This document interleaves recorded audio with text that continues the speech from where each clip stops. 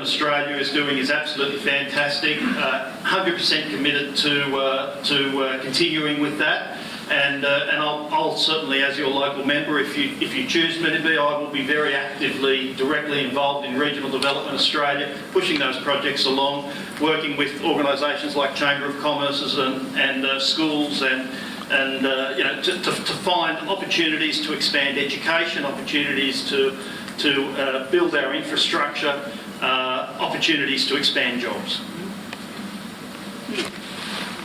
Yes, the counterparty has a variation of that. I quite suggest that yes, we would, you know, go with what's currently offered to you.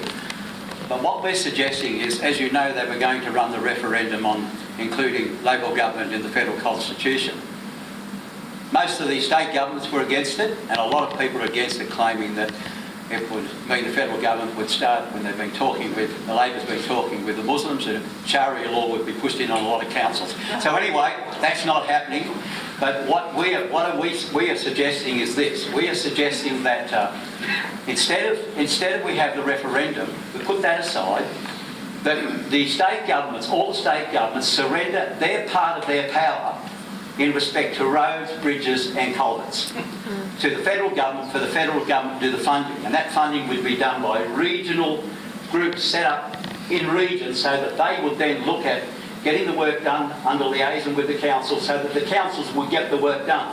One of the problems today has been that the councils, the poorer councils, have been bargaining against the richer councils, and therefore they've been losing out. Yes, I'm nearly there. They've been losing out. So we want to correct that to make sure that everybody around Australia gets a fair share into their road system. Thanks, Brian. Peter, very simple answer, yes. And we would support that from One Nation, 100%.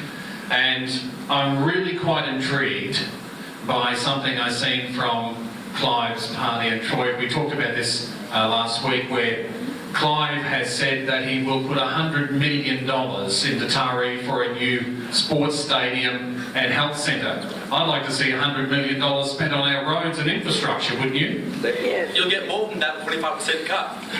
You get more than that. You made a comment. $100 million for Taree, yes, for a sports stadium and for a health centre. Yeah. Well, I hope we get $100 million for Port Macquarie as well. Yeah. And the other parts of the electorate. Don't sort out little bits of the electorate just to try to get yourself in. Everyone in the seat of Lion needs to be looked at.